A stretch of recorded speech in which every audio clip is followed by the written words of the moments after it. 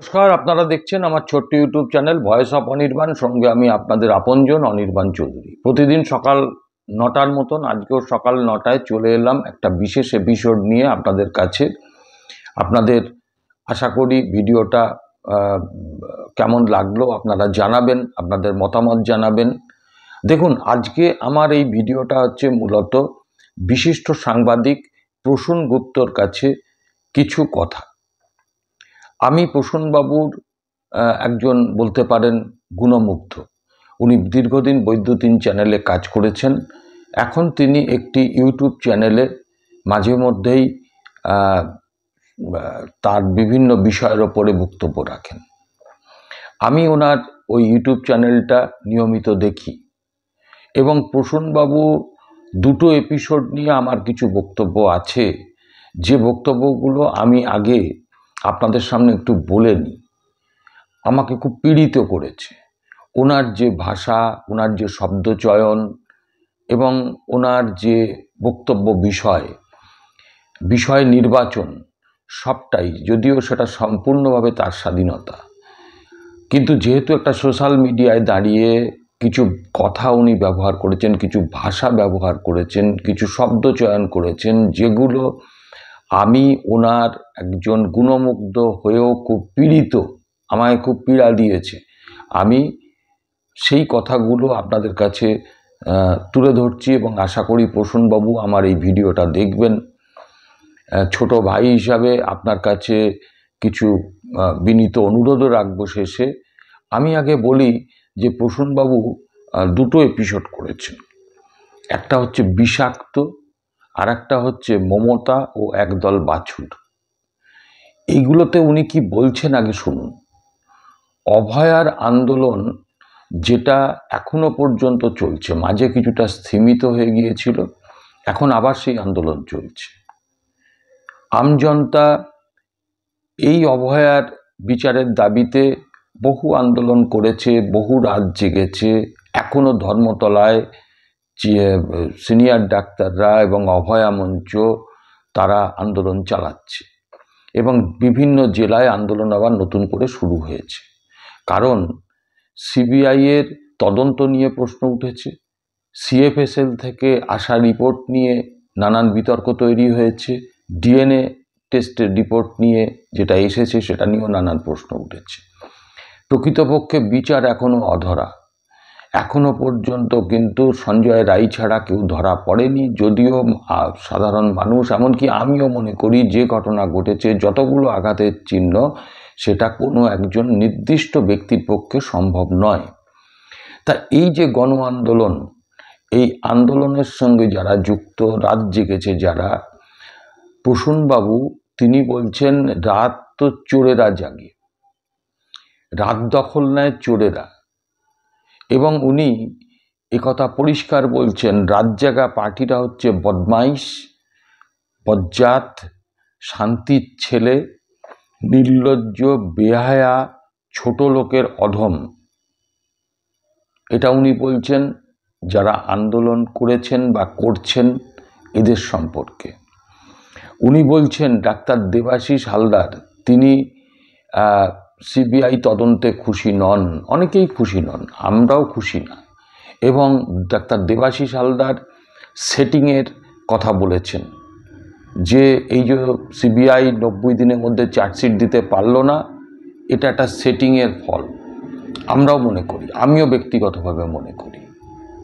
সেটিংটা সাধারণ মানুষ মনে করে কিসের, এটা মনে করতেই পারে কেউ।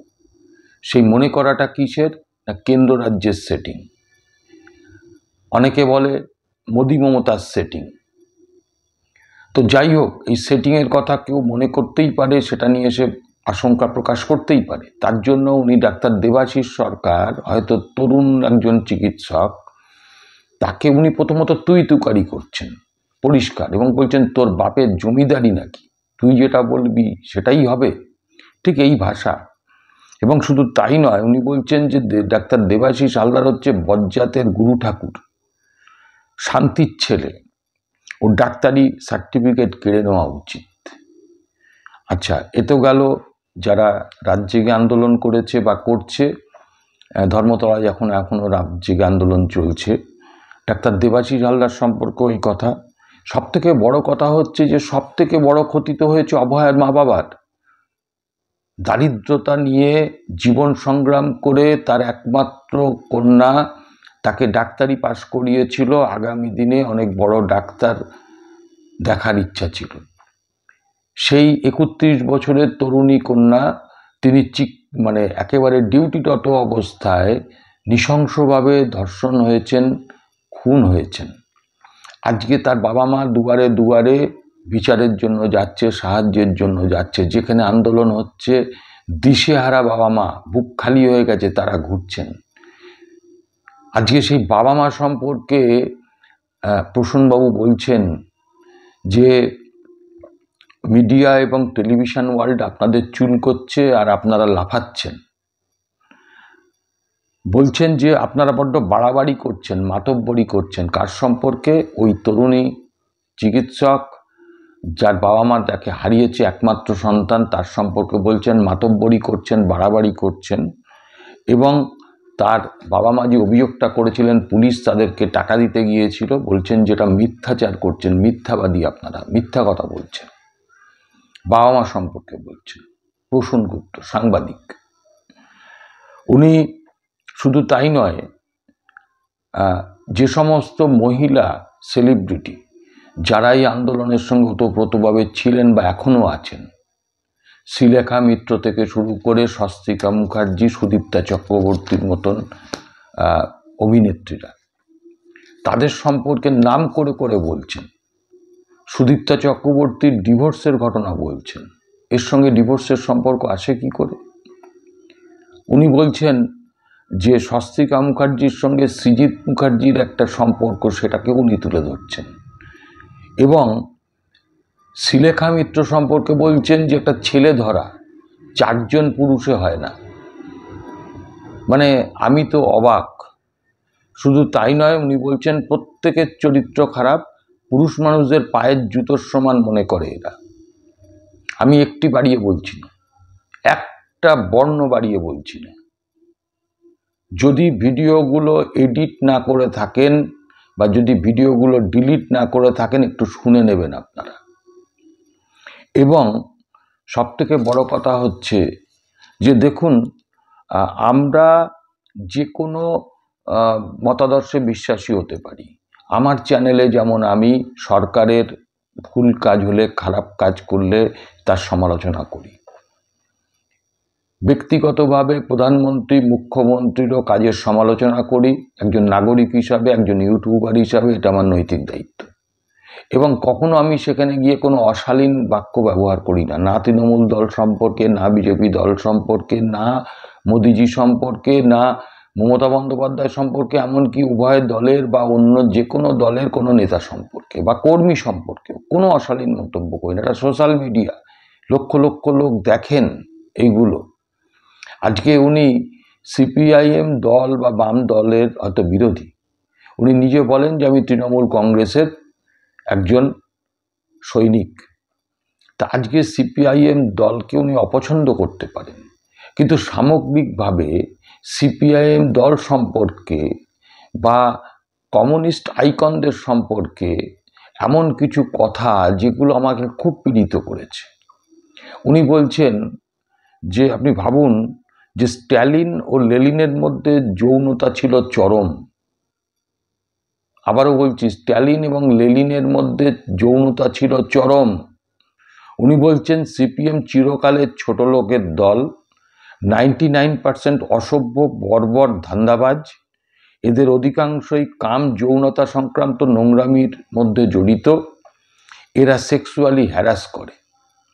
উনি বলছেন বুদ্ধবাবু, যাকে নাকি সব ভগবানের মতন দেখে, সেই বুদ্ধবাবুর টরাস ছবিটা মুক্তি দিতে দেয়নি, কারণ সেটা হলে বুদ্ধবাবুর অনেক কিছু বেরিয়ে যেত। আমি জানি না উনি কি ঘটনার পরিপ্রেক্ষিতে এগুলো বলছেন। উনি শুধু তাই নয়, সবথেকে বড় কথা, উনি নিদান দিচ্ছেন যে এই যে রাত জাগা, এই যে অভয়ার ব্যাপারে আন্দোলন, এই বদমাইশি, এই বজ্জাতি যদি করা হয়, উনি মুখ্যমন্ত্রীর কাছে আবেদন করেছেন যেন পুলিশের ডান্ডাগুলো রেডি থাকে। আর উনি নিজে অবধি বলেছেন ব্যক্তিগতভাবে যে উনি ডান্ডা নিয়ে নামবেন। আমি পরিশেষে একটা কথা বলি, প্রসূনবাবু, আপনাকে আমি শ্রদ্ধা করি। আপনি একজন সম্মানীয় মানুষ। আপনি যে কথাগুলো বলেন লক্ষ লক্ষ মানুষ আপনার কথা শোনেন। আপনি আগে বৈদ্যুতিন চ্যানেলে কাজ করতেন, এখন ইউটিউবে আপনি বক্তব্য রাখেন। বলতেই পারেন যে আমি বলার কে, আমার একটা ছোট্ট পুচকে চ্যানেল, হ্যাঁ আমার 8 মাসের ছোট্ট চ্যানেল। বলতে পারেন ভুইফোট চ্যানেল, হ্যাঁ ভুইফোট চ্যানেল, কারণ আমি 8 মাস হলো চালু করেছি।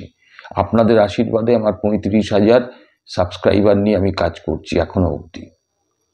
সব কিছুই একদিন নতুন থাকে। তৃণমূল দল আজকে রাজ্যের ক্ষমতায় 3বার, তৃণমূল দলটাও কিন্তু 97 সালে তৈরি হয়েছিল।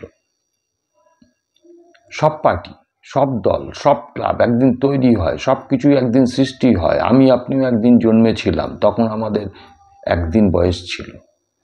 তো যাই হোক, আমি আপনাকে যে কথাটা বলি, আপনি একজন সাংবাদিক।